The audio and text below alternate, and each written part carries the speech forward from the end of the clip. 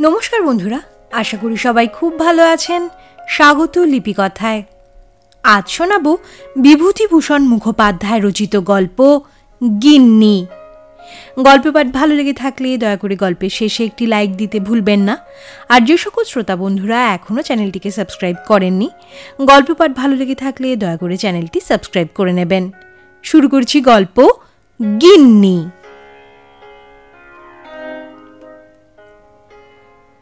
মেয়ে দেখতে আসছেন পাত্রের জ্যাঠামশাই। এবার এটা নিয়ে 3 বার হবে। প্রথমে দেখে গেছেন পাত্রের বাবা এবং মামা। বাবা মনে হলো একটু সাধাসিধে ঢিলে ঢালা মানুষ, নিতান্তই নাকি ছেলের বাপ, তাই এসেছেন। মামা কিন্তু এক্সপার্ট মেয়ে দেখিয়ে। সাধারণ প্রশ্ন এমনি যা সব তা তো হলোই, তারপর অঙ্গাদি পরীক্ষাতেও বেশ বিচক্ষণতার পরিচয় দিলেন। বাঁ হাতে ওর ডান হাতটি নিয়ে ঘুরিয়ে ফিরিয়ে আঙুলগুলি পরীক্ষা করলেন, পরে বাঁ হাতের গুলিও। একটু ঘষে ঘষেই হাতের উল্টো পিঠ মণিবন্ধ পরীক্ষা করলেন। ত্বকের মসৃণতা দেখবার ছলেই অবশ্য, কিন্তু যারা বোঝবার তারা বুঝল। রং পাউডার মাখানো হয়েছে কিনা তারই যাচাই। আসন পিঁড়ি হয়ে বসেছিল। পা দুটি জড়ো করিয়ে পা দেখলেন, আঙুল দেখলেন, খোঁপা বাঁধা ছিল। ভেতরে পাঠিয়ে খুলিয়ে আনিয়ে চুল দেখলেন। হেঁটেই এসেছে, তবু বিদায় দেওয়ার সময় বললেন, অত লজ্জা করে হাঁটছো কেন মা? যেমন চলাফেরা করো বাড়িতে সেইভাবেই যাও, লজ্জা কিসের? মেয়ে অবশ্য আরও জড়সড় হয়ে গেল খানিকটা, তবে আর টুকলেন না। 4 বার তো হলো দেখা। চুল খুলিয়ে আনার মধ্যে চুলও ছিল, চালও ছিল। যারা বোঝবার তারা বুঝল। এলো চুলে এলে খোঁপা বাঁধিয়ে আনাতেন। খলিফা লোক। এরপর দেখে গেল পাত্র স্বয়ং এবং তার বন্ধু। পাত্রটি বাপের মতো অতটা ঢিলে ঢালা আর নির্বিরোধী হয়তো নয়, তবে জিজ্ঞাসাবাদের দিকে একেবারেই গেল না। তার কারণ এও হতে পারে যে তার সমস্ত সময়টা নির্লিপ্তভাবে কিছু না দেখার ভান করে যতটা দেখা যায় সেই চেষ্টাতেই গেল কেটে। তবে বন্ধুটি খুব চৌখস। পড়াশুনোর কথা জিজ্ঞাসা করল, হাতের লেখা দেখল, হাতের কাজ আনিয়ে দেখল, ভেতরে পাঠিয়ে গান শুনে নিল। তারপর আবার এসে যখন বসল, বেশ একটু বিস্মিতভাবেই প্রশ্ন করল, আবার ফিরে এলেন যে? এবার আপনি কিছু জিজ্ঞাসা করবেন নাকি? সে হয়তো রসিকতাটুকু পছন্দ করল, তাকেও একটু হেসে উঠতে হলো। আর নিরীহ রসিকতাই তো। তবু কাকা সরে গেলেন। মুখ আলগা আজকালকার ছেলে, একটু যাবেই জিভ ফসকে এরকম। সামনে না আসাই ভালো। মেয়েও হেসে ফেলেছিল। কোনো রকমে উঠে জড়িত পদে তাড়াতাড়ি চলে গেল। ছেলেটি হালকা আসরে একবার সবার দিকে চেয়ে নিয়ে হাত জোর করে বলল, আমাকে মাপ করবেন, ছেলের ফরমাস ছিল হাসিটুকু পর্যন্ত দেখাতে, তাই। পাত্র কাঁকালে চিমটি কেটে ধরায়, উফ রাস্কেল বলে চুপ করে গেল। এবার আসছেন জ্যাঠামশাই। আসুন, মেয়ে থাকলে দেখানোর বিড়ম্বনা মাথা পেতে সহ্য করতেই হয়, কিন্তু এবার সবাই একটু যেন বেশ সন্ত্রস্ত হয়ে পড়েছে।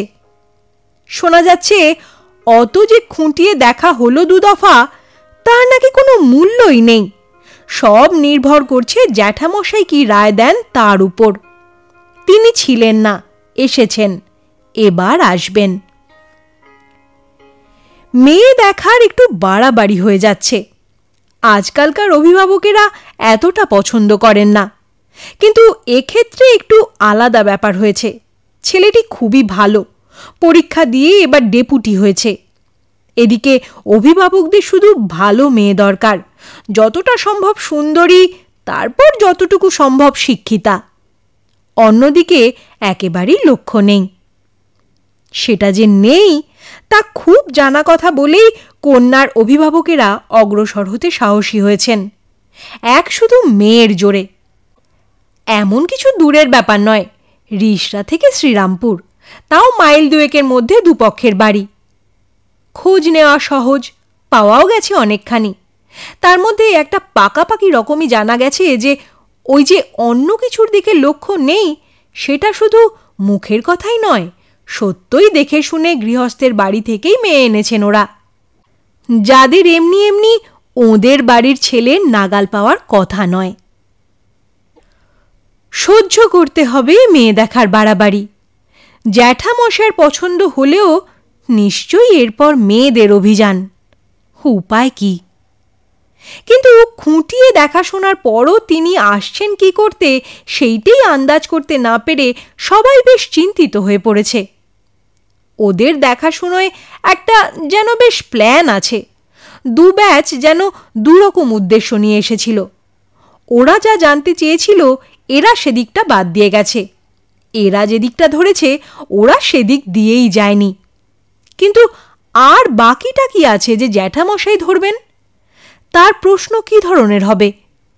মেয়েকে সেই মতো প্রস্তুত থাকতে হবে তো। মেয়েরা আজকাল এসব আরও পছন্দ করে না, কলেজের মেয়েরা তো নয়ই। কেউ কেউ বিদ্রোহ ঘোষণা করে বসে বেশি বাড়াবাড়ি হলে। অন্তত আপত্তি অভিমান এটুকু তো থাকেই। দু দফা হলো, আর কেন? অঞ্জলি তা করেনি। অবশ্য ওপরে ওপরে বেঁধে মারে সয় ভালো ভাবটা বজায় রাখতেই হয়েছে, কিন্তু ভেতরে প্রস্তুতিটা অন্যরকম। যতবার চায় যাক না পরীক্ষা করে, যত রকমে পারে। পাত্র হেমন্তের মতো ও তো না দেখবার ভান করে চক্ষুময় হয়ে দেখছে। বড় ভালো লেগেছে। জ্যাঠামশাইয়ের চিন্তাটা ওর কারুর থেকেই কম নয়। পণ্ড করে দেবে নাকি সব স্বপ্ন? অনেক চেষ্টায় কিছু কিছু আঁচ পাওয়া গেছে।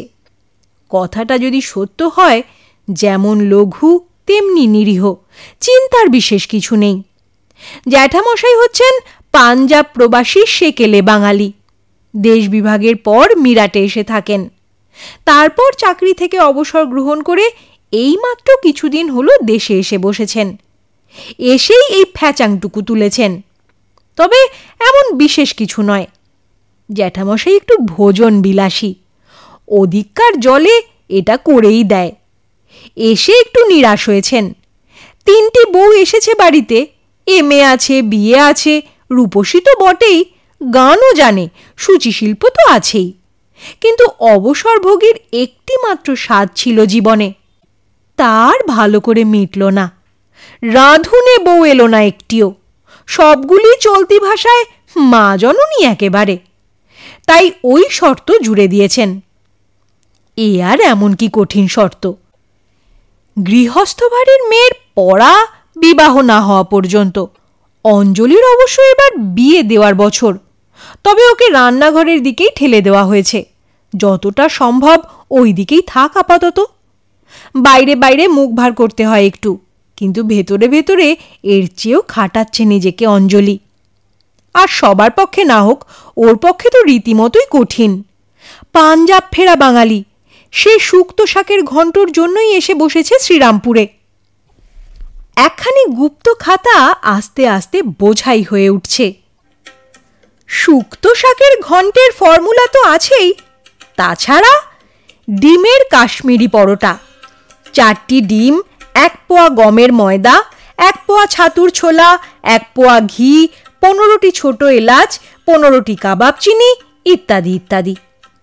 ভেটকি মাছের কোপ্তাকারি, 1 সের ভেটকি মাছ, 4টি ডিম, 1 পোয়া পেঁয়াজ, 4টি রসুন, 5টি কাঁচা লঙ্কা, 1 ছটাক টমেটোর রস, পরিমাণ মতো গুঁড়ো লঙ্কা, ইত্যাদি ইত্যাদি।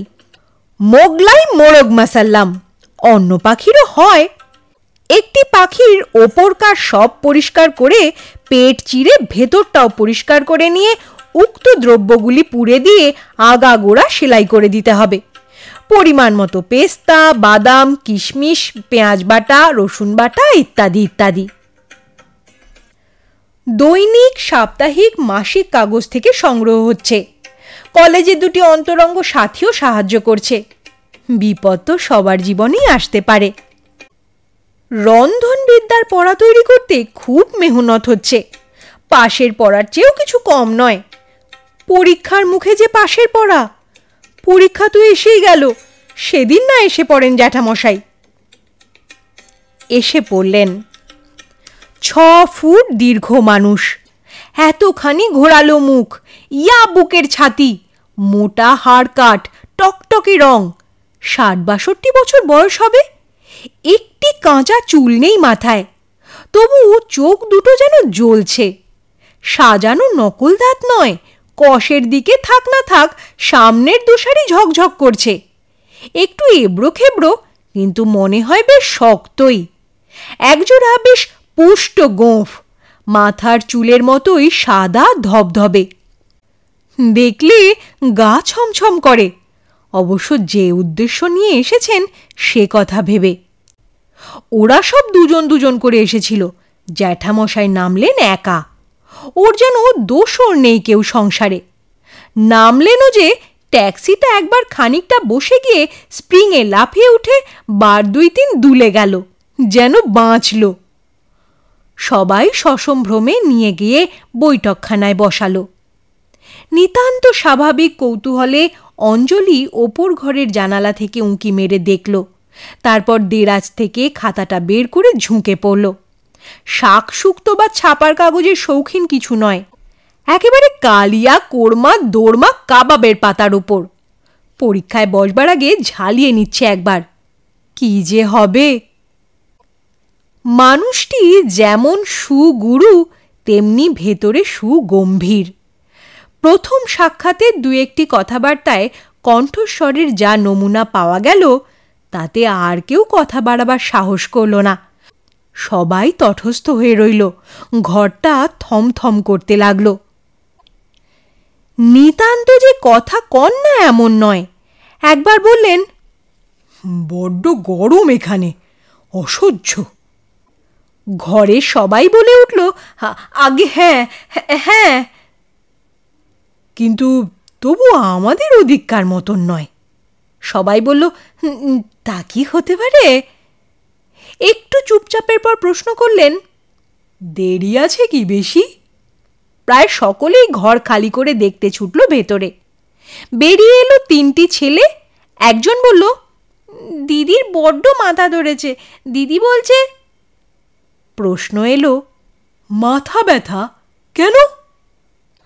আন্দাজটা বলবে কি না একটু থতমত খেয়ে গেছে। কাকা বেরিয়ে এলেন, বললেন, হয়ে এসেছে। মুখটা একটু ভার ভার, বোধহয় ধমক ধামক দিতে হয়েছে। একটু যেন বাড়ল কথা জ্যাঠামশায়ের। বললেন, বেশি সাজানো হচ্ছে, কি দরকার? দেখে তো গেছেই সবাই, আমি শুধু আমার দরকার মতন। মনে হলো একটু যেন হাসি আসছিল। এমন সময় মেয়ের বড় ভাই এসে খবর দিল, তয়ার। কাকা জ্যাঠামশাইকে নিয়ে ভেতরের দিকে এগুলেন। সবাই পেছনে পেছনে চলল। বাড়ির বারান্দায় গালিচা পেতে দেওয়া হয়েছে, সামনে একটি আসন। জ্যাঠামশাই গিয়ে বসলেন গালিচায়। মেয়েকে নিয়ে আসা হলো। যথারীতি প্রণাম করে বসল সে। পায়ের তলায় হাতটা যেন আগেকার চেয়ে একটু চেপে বুলিয়ে, একটু একটু যেন কাঁপছেও। সিঁথির ওপর হাতটা একটু ভালোভাবেই চেপে নীরবে আশীর্বাদ করলেন জ্যাঠামশাই। বললেন, খাস আমি? বাহ!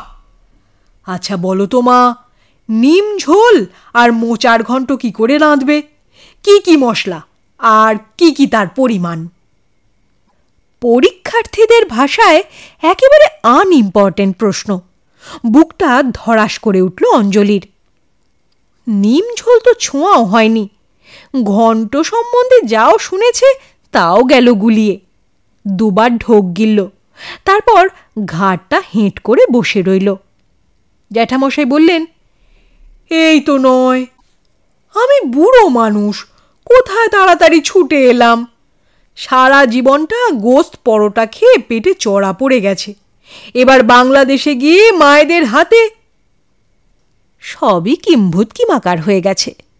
এত করে শেষকালে নেহাত যোগ বিয়োগে ফেল করবে, কাকা দুটো হাত একত্র করে বললেন, আগে না, ঘন্ট শুক্তো নিম ঝোল তো একরকম রোজই রাঁধতে হচ্ছে, ও সব জানে।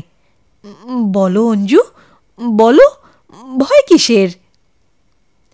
একেবারে নিস্তব্ধ সব, একটা ছুঁচ পড়লে শোনা যায়। পাশের ঘরে মেয়েরা রয়েছে, একটু আধটু চুরির ঠুনঠান শব্দ হচ্ছিল, তাও গেছে থেমে। হঠাৎ পর্দা ঠেলে ছোট্ট একটি মেয়ে বেরিয়ে এলো, বলল, না গো, পিছি জানে না, আমি জানি। ভাত রেঁধেছি, ঘন্ট রেঁধেছি, বাবা খেয়েছে। একটা ডুরে শাড়ি পরানো, ভালো করে আঁচড়ানো চুলের ওপর দিয়ে বেড় দিয়ে রাঙা ফিতে বাঁধা, পায়ে আলতা, দুহাতে দুটি ছোট ছোট খুঁড়ি, একটিতে কাদায় মাখানো কি পাতা, একটিতে ছাই। ভাত আবার সাদা হওয়া চাইতো। সবাই একেবারে সন্ত্রস্ত হয়ে উঠল। তুই এসেছিস? আহ, এটাকেও যে একটু ধরে রাখবে, কোত্থেকে জুটলি তুই? কাকা নিজেই ধরে নিয়ে ভেতরে যাচ্ছিলেন, জ্যাঠামশাই হাত তুলে বাধা দিলেন, বললেন, ছেড়ে দিন ওকে, এসো তো এদিকে, পিসি বুঝি কিছু জানে না? বেশ সপ্রতিভভাবেই মাথা নাড়ল। না। তুমি বুঝি সব জানো? ঘন্ট, শুক্তো, ডালনা, চচ্চড়ি সব জানি। আমায় পারবে তো রেঁধে দিতে? তাহলে চলো যাই। আর কি? কোলে তুলে নিয়ে উঠে পড়লেন। কাকা ব্যস্ত হয়ে উঠলেন। আগে অঞ্জু জানে সব, কিরকম নার্ভাস হয়ে পড়েছে, যদি আরো কিছু জিজ্ঞেস করেন। আর কেন মশাই, এমন পাকা রাঁধুনি আমার গিন্নি পেলাম, মা রাঁধতে জানে কি না জানে সে খোঁজে আর দরকার কি?